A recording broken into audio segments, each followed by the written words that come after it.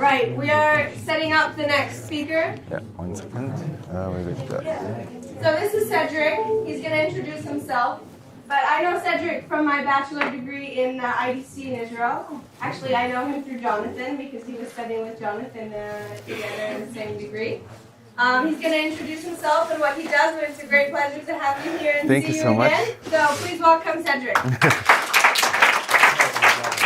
Thank you so much. Welcome, everybody. I heard I'm the last speaker of today, so I'm not sure if this is a challenge or not, but I heard the other last night we got very late. So first exercise of today, it's an experiment I've been trying to do a few times now, and I was giving like speeches. So who is not on Instagram? Anybody here not on Instagram? Wow. Not on Instagram.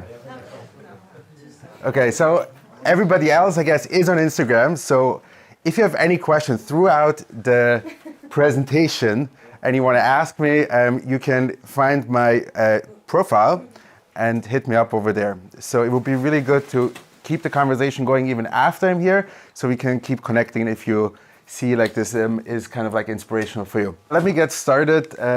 Very basic on who I am for everybody who has never seen me before. My name is Cédric Bollag. I grew up in Zurich with a couple of people here I know from Basel, so a very small country in Switzerland. After I finished high school, I went to Israel. I did 2 years of yeshiva, and then I went to IDC, met Jonathan over there. You know, got inspired by the local startup ecosystem there, and you know, from a very young age, my mom always told me like I always needed the newest gadget, I always needed the newest phone, the newest game. I'm not sure if you remember like the gray Game Boys. So I had like I think every single edition till like the you know, first grayscale display and then the colored display. Today I had at least always 3 phones with me. So passion kind of evolved into like being around the future and trying to understand where we're heading in the next couple of years. And that was just my passion. I had no background in that.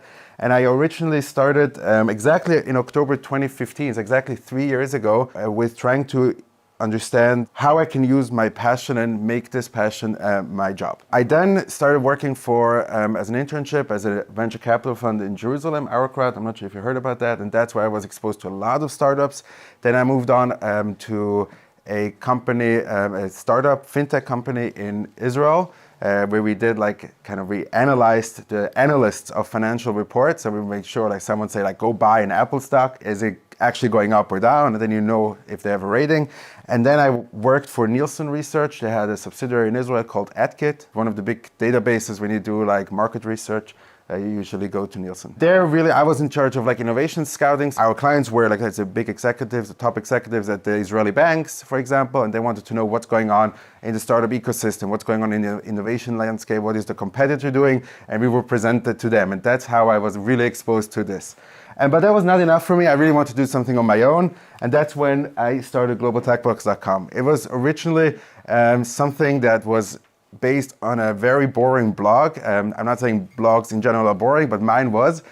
Basically what we did is, or back then it was just me, I would look for a disruptive industry. So for example, like the financial sector or Internet of Things. I would find 3 startups and present them in a text format on my website. As I said before, the first blog that I ever published was October 19th, 2015, so exactly 3 years ago.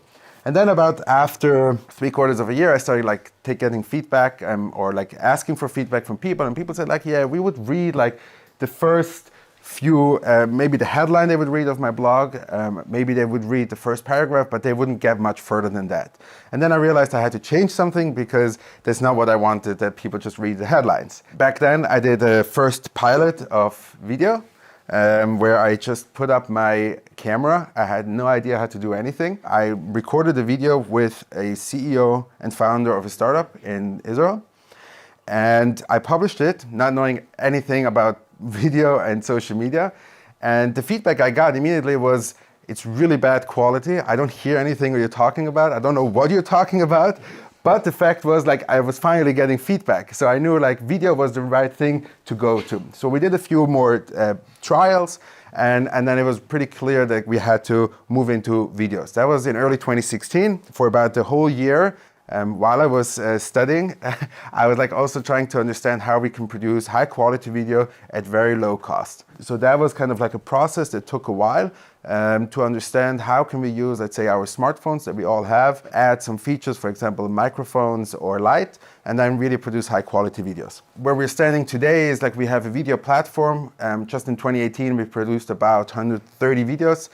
Meanwhile, I have a team of 19 people of freelancers that are around the world that work for me. I have, for example, like my video editor sits in Lisbon, in Portugal, and I have social media management in Serbia. I have 2 assistants in the Philippines. I have a designer in Indonesia. I have an editor who corrects the text here in Israel, like there in Israel, and I have my camera people that are usually a little bit all over the world. So I have a couple of people in Switzerland. They come with me when I travel in Switzerland, and sometimes, you know, when I have to go abroad, then they would come with me. Today we are really focused on a video platform where we have many different video series. Some of them are independent, I'm going to show you in a second, and some of them are sponsored by corporates, by brands. You probably know some of them, like Jeep, Microsoft, Sony, Logitech, all kinds of companies that we work with. Our flagship video series is the one that I moderate myself. So every Monday morning we have a new video where I go out and try to find the most promising startups. Sometimes I'm lucky and I find the right ones. Sometimes they go bust after just a few months. But usually the stories that these entrepreneurs tell me and the way they talk about their startup is really inspirational for me. So like, you hear really about how these entrepreneurs struggle, how they make decisions, how they think, and how they try to build, you know, the future. And that's exactly what inspires me to get up every day. Also, it's very interesting. I'm not sure where you guys work, but like I see a lot of corporate people and I see a lot of startup people, and there's like something very special about the startup people, and especially when you talk to entrepreneurs and founders, is like this spark in their eyes. So like they're really passionate about what they're doing, and I always try to think that like when I, you know, make my due diligence on the startup and say like, yeah, should we feature them on the show or should we not feature them on the show? To keep in mind that these people are dedicating their time that they could otherwise, you know, spend like in a corporate, make nice money, but they're now focused on building something new. And that is really something that like I feel is very special. And you see that in the behavior and the way people are acting when I interact with them on a daily basis to organize the shows.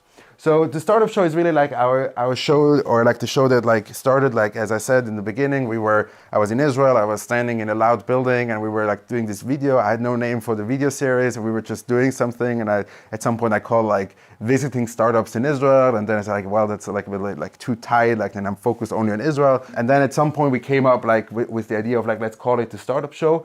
What's really important to know, I'm not sure if you're familiar with the blogging world, but in the blogging world, it's very often people say, oh, you're not independent and you're not like really clearly stating whether you're getting paid or you're not getting paid. So I have a very simple solution. Whenever I wear my yellow sweater, I think you see it here in the top right, that's my sign of independence. I can guarantee you, every time I wear my yellow sweater, you see on my channel a video where I have my yellow sweater on, I can guarantee you I'm not getting paid. I'm financing this myself.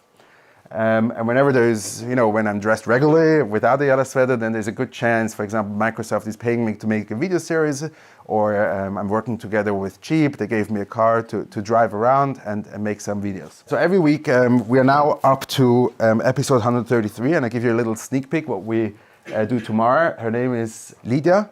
She has a PhD and she's doing research company, one of the first research companies for cryptocurrencies. It's a really exciting episode. Unfortunately, I don't have too many women because there are not so many women. So if you have any women founders, I'm always happy to hear and feature them. We don't give like an advantage to gender in either direction, but unfortunately, like the pool of people that I can choose from is very men dominated. These videos is really focused. We made a lot of off-the-record interviews with investors to understand like what should we talk about in these videos, what is interesting for the investors, which is my target audience. Like I want investors to watch the show and say like, yeah, like this is an interesting startup, I want to invest in them. We found out that like, you know, like my videos are about 30 minutes. So you would say like, oh wow, that's so long. But when you are looking at the due diligence process of venture capital funds, 30 minutes is not a lot of time once you decide that you go into a deep dive due diligence. So like you say, like you look at like, I don't know, 2,000 companies over the period of a year, and then you dedicate about 1 to 2 minutes per company. And if you say you want to know more about the company and you want to do more research about the company, that process can be about, you know, range between a week to a few months till the investment actually gets done. So then in half an hour, kind of like, it's not a personal meeting, but you get a lot of insights. You see how the person is talking through my videos. That's our flagship video series. That's independent every Monday morning. But then I had like this need. I was like, also not a professional moderator. And then people told me, Cédric, it's very nice what you're doing, but you can't, as a moderator, give your opinion. Once you're moderating a panel or you're moderating an interview, one of the worst things you can do is like you ask a question, but you answer it yourself. That's like, a no-go. So I had this urge that I wanted to also talk about the things that I care about. Because, I was able to talk to so many people. So to number one, show a little bit of what I experience on a daily basis beyond like let's say the staged videos. I wanted to also talk a little bit in my videos, in my vlog. So in my vlog, it's really trying to give a perspective, number one, like what do I experience on a daily basis, let's say as a blogger, what do I experience as a young entrepreneur who is trying to build something on social media, and really trying to give my opinion and becoming like this, I don't want to say thought leader, but like more like this, like, when you want to know something about venture capital, you want to know something about startups, you can come and get inspired on my channel. So everything that you will find on my vlog is really like, topics about the future. Like the latest video we just released last week was the future of driving. We produced it together with Volvo. It was really, really fun because, like all of these companies, they really try to think of like where are we heading in the next few years. And there's so many things in autonomous driving. There is like, when you think of Uber taking over like our transportation or the last mile. I'm not sure if you know Bird and Lime and all of these scooters. It's really interesting to see like what's going on in that world and how that affects probably Volvo in a very significant way. Anybody knows who is the guy on the top left? I mean, it says the name, but do you know who it is? It's co-founder of Apple. So one of the most questions I get usually is how do you make money? Because everybody's interested, like how can you monetize a blog that we have? Yes, we have worked together with a couple of companies. I think right now we have about 30 clients. So when you look, I would say on the top left, what we did, anybody heard of Carpool Karaoke? Yes. James Gordon? Yeah, so we got a car from Jeep, the Grand Cherokee, the very, very big car, it's like a boat. And we were able to record 3 videos with like innovation leaders from Switzerland. And we were just driving around Zurich. We installed like 3 GoPros and it was really fun. And the fun part about this is like it was really about the branding and the product placement. So what we did is like they told us, look, Jeep has the branding of adventure and we trust you that like you're not going to abuse our brand, but you can do whatever you want. So we added the innovation and then we said like, okay, we call this series Innovation Adventure by Jeep. We made the whole design and everything around it, recorded the videos, and that's how we get paid. So we make these videos always trying to focus on things that I'm interested in, which means that like I hope that like my audience is also interested in. And we also work with Huawei. I don't know if you're, sorry? Huawei? I know. No one knows how to say that word. I think you're like, the funny part was like, I was accepted to like one of these programs there, like in Asia, an influencer is called KOL, like Key Opinion Leader. So the first time we were we got there, like to, I think it was Barcelona or Berlin, something like this. We were there and they gave us a workshop how to pronounce Huawei. So to make sure, as we are like brand ambassadors, we have to at least know how to say it. But then I got back to Zurich and I was very proud, like Huawei, and I was like, what? Like, what are you talking about? So yeah. Did they pay you to do this? Sorry? Did they pay you to do this right now? This? No. I wish. No.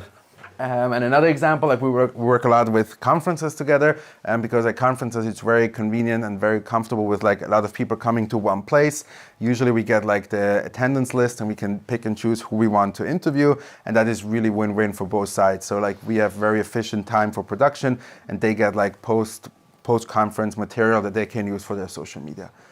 Important maybe is also to know this, that we do not focus at all on views, impressions, or anything that is related to a quantitative outcome of our videos, and because we always try to define the KPIs on something that like is measurable beyond, let's say, how many cars were you able to sell because of this video, because that's not realistic, or how many smartphones were you able to sell. What I can tell you though is that we have written confirmation. For example, Huawei, they produce smartphones, but what many people don't know is like they're also very much into B2B. So like everything connected to like smart cities or 5G network, all of these, like this section. So the videos that we produced, the KPI was to entertain their B2B clients. And there they sent us a confirmation of a chat they had with one of their clients that they really liked the videos and they want to set up another meeting. And then someone told me that they closed another deal. So that is really exciting. And that is our KPI, okay? We are on every social media channel there is. The idea is very simple. There's many different types of social media strategies you can do. There is the single channel strategy where you have YouTube, for example, and then you say on Facebook, hey, come check me out on YouTube. And you say on Twitter, hey, come check me out on YouTube. And you say on Snapchat, and you say on wherever you want, but you always direct it to YouTube. And that is obviously with the risk that if YouTube closes tomorrow, you're out of the business. And I decided to do the other one where we try to storytell. G Plus closed down last week, but all the other ones, we try to storytell as much as we can on each channel. Any questions so far? And you don't have an app to like broadcast your videos? Well, we have a whole production team. So like the way we No, I mean like you're on these different channels, but there is no an app to download and to have like a daily video of or like a weekly video that you a produce. channel that gets updated with new videos. No, it's not a channel. It's an app. Oh, yeah. Like an app. I mean, there are social media management apps, like Buffer, for example. But I always decided against them because I feel I lose touch to like the algorithms that are changing. So like this, like we really stay on top of the game and we try to use each channel by itself, yeah. Yes? Do you put the same content on each channel or you're personalizing it per channel? We try to storytell, ideally. But I'm saying, like, for example, we produce let's say the startup show or the vlogs. Let's say the vlogs are usually less than 10 minutes. So we can post them natively to YouTube, to Facebook, and LinkedIn. So we post the full video there, and then we link it up to Twitter. For example, like I can't post a 10-minute video on Instagram. So we make 1-minute excerpts of it and then like post it on Instagram. Or we take pictures and put it on Instagram. So you make the content and then you figure out which channel you're going to put it on, and it's not like a summit. Yeah, but it's a little bit reverse engineering. We're saying like, okay, we have 10 channels. How can we produce efficient amount of content during that hour, for example, we have with the founder. So I go to the founder and I know exactly that within this hour that we schedule with them. For example, like I know, okay, we have, let's say 30 minutes of regular recording where we have the one-on-one conversation. And then we have like, I don't know, the preview they have to record. I have to record the intro, like I say, like what we're going to discuss in the video. Then we record usually like a short Instagram horizontal video, like all of these things that we have like a protocol, like what we do. The interesting thing, I usually when I go to clients or potential investors, what I show is like a slide. It's like, it looks like, I don't know, like a flow chart where you see like how much content we produce from 1 hour of recording, and we get to more than 200 pieces.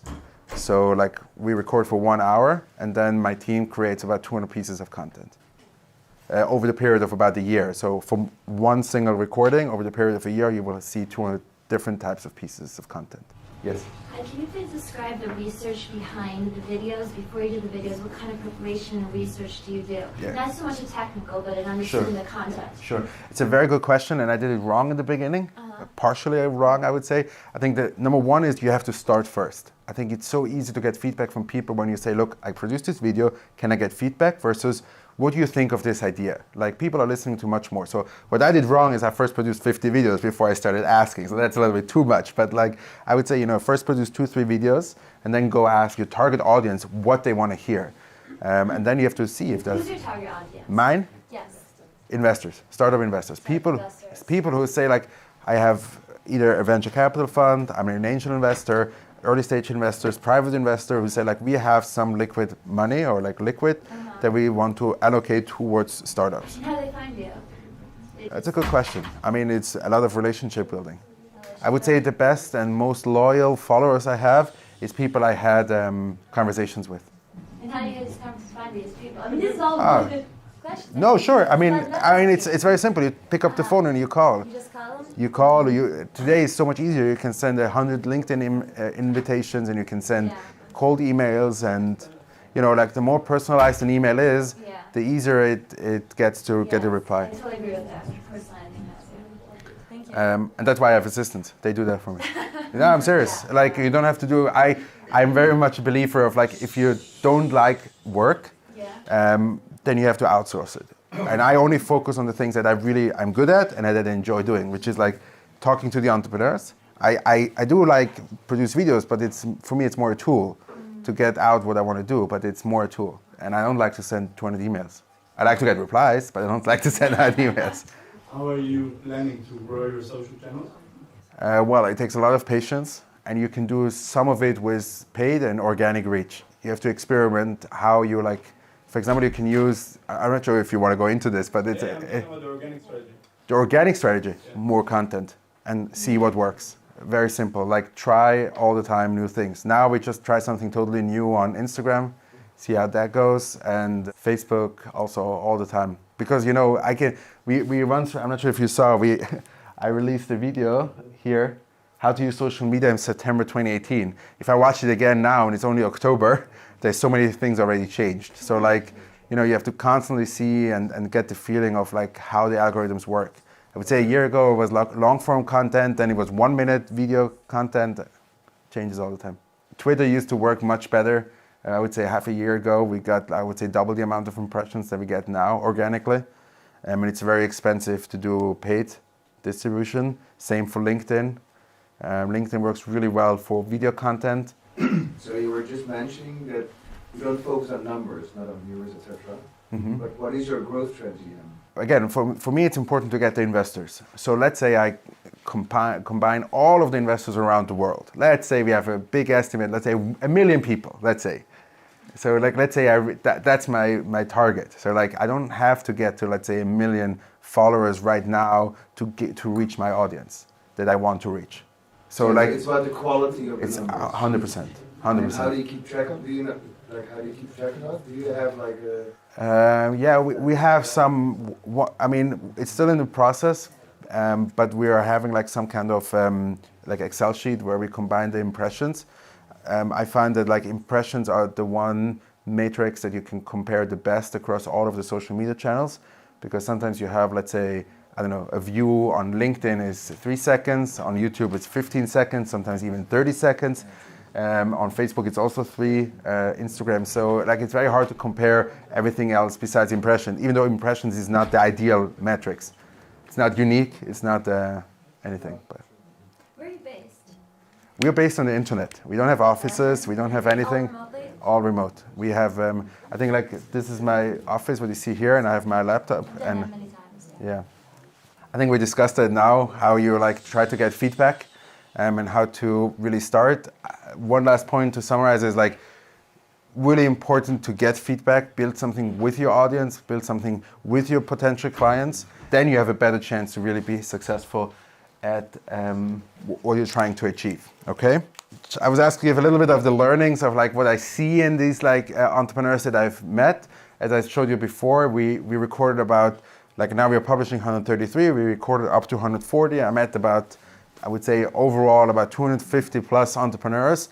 And I want to give you a little bit of like my learnings of like what I see makes these top entrepreneurs. So the first one is persistence. I'm not sure if you heard this over the weekend already, but I can tell you from my last 3 years, the roller coaster is insane. You know, one time you're up, one time you're down. I can just tell you like 2 stories from last week. I was triple booked for the 16th of October, like this Tuesday. I was like, I don't know how to be in London and in Zurich and in another, like a little bit outside of Zurich. And at the end, it all worked out. And another one where I was like hoping to give a workshop. And then I was double booked also, one in Israel and one in Zurich. And then I was like, the guy in Zurich, I said like, listen, I was like a crazy week that in November, would you mind to moving it like to a week later? And you have to understand, like it sounds so trivial and so easy, but when you know, like you have 2 clients and you send out the price offer and you're waiting for them to get back, and usually they don't get back the same time, And then one says yes, and it's like, okay, please, the other one just say no because I can't accept it. And then they both say yes. That's a good problem to have, but it's really like inside you're like torn because you have to like find a solution and you want to be committed. So, like once, and then you send these emails, I like, listen, I know I said yes to you. I know you paid up front. Would you mind to like shift, like sending, like putting it like 1 week later, and then you're just waiting for this email to get back, like, please say yes, please say yes.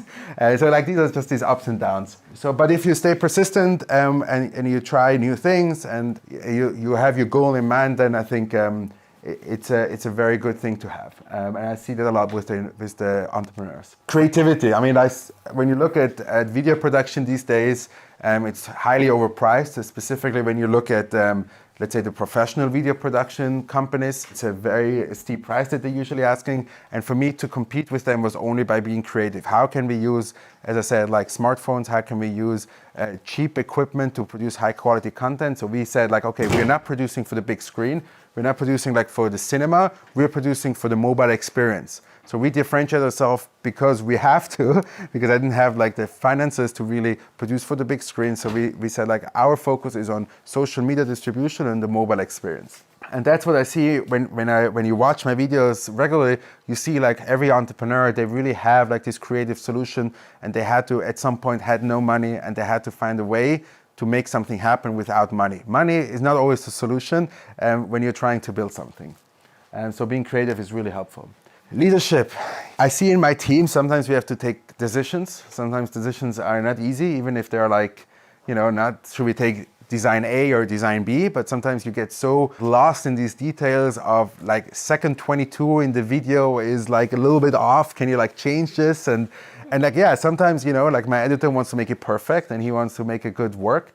But sometimes we have to say like, we have to lead and say like, I have to say like, no, it's okay like this, 99% chance that no one of the audience will notice it, but we have to move on. So sometimes these leadership decisions are really hard, but it's definitely something that is worthwhile to do because, many decisions are not important. I'm not saying decisions are not important, but many times decisions that I have to make throughout the day-to-day business is really not important for the long-term goal that we're doing. So when I look at for the entrepreneurs, before I feature them on my show, it's really important that they have like this charisma where they can really talk about their venture or their startup in a way that is appealing to investors. And I was wrong a few times already that I thought like were they good speakers, and they weren't in the end. But most of the people that like I see in the role of the CEO and the founder are people who are very, very good at talking to people, are very good at like building the relationships.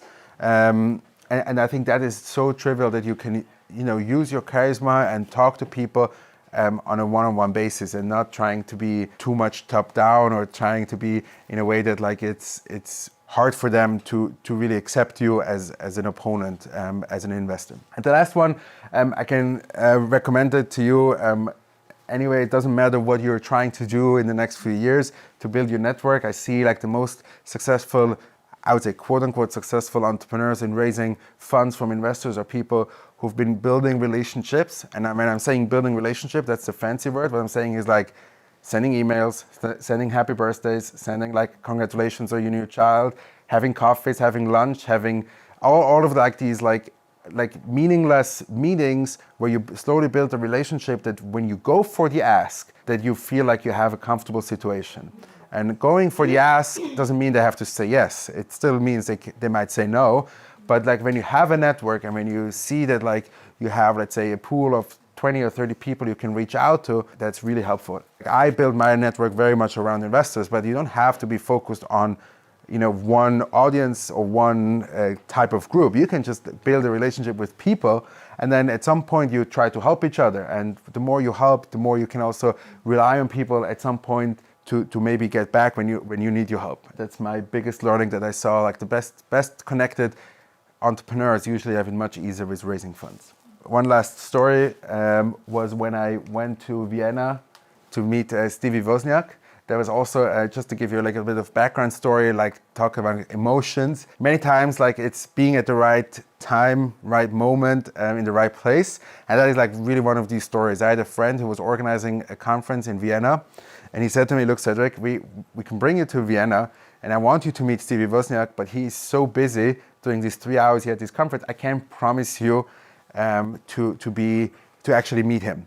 And the fun part about this is like when you think of, like the decisions I had to make, whether I go or not, and be away from the family, be away from my team for a whole day and being occupied with this, it's really like something that like you only see after the outcome. Okay, like I got him in front of the camera, but that's not the whole story. The whole story is like, I had to make a decision, I had to book a flight, I had to actually go for the whole day and, not knowing whether I'm actually going to meet him. But yeah, the outcome was I was able to see him, and I had like literally 1 minute with him on the record. And one question I was able to ask him is like what he recommends students when they want to start something new. So I want to show you that now. Can I ask you one question for the camera? Yeah. A lot of students watch my videos. What would you tell them to inspire them for entrepreneurship? I don't know. Always think of ways so you can complete your projects a second time a little better. And a little better means fewer steps, more direct, faster, something that makes you better than others. Okay, good. Yes, the top ones really are the ones that change the world. I really like that you said about passion and doing things that you're good at. Well, you should follow your heart, but some of the best things I ever did, I give these examples, was because I didn't have money, I had to make them inexpensive. Yep. And because I didn't have experience in those areas, I'd never built those devices before, I didn't know what the book said, how you do it. I had to sit down with the little building pieces, the building blocks, and figure out the best structure, and I always came up with better ones than were in the books at the time. So that was lucky that I had not done them before. See, if you think, oh my gosh, when you hire somebody to do a certain kind of project, I want somebody who's done this before. Sometimes that could be a mistake because you're going to miss out on the real geniuses. Good. Thank you very much. Yeah, no, I'm okay. I'm out. Yes, so yeah, so that was my encounter with Stevie Wozniak. That was it. There was not more. Like I think we took a selfie together. That's it. But that was really an exciting moment. Also needed a really steady hand. I was like holding the camera by myself. That's it. As I said, like you can reach me on Instagram. For all the guys who is not on Instagram, you can reach me on WhatsApp. Here is my number if you want to reach me. Are there any questions? I mean, we basically had questions all the time, but are there any? Well, thank you for You're welcome. Anyway, Cédric, thank you very much for your session. Oh wow! And award. You, please. That's. You can read it already 10 times. So. In recognition of Shahid. Very good. We have to take a picture together, no? Of course.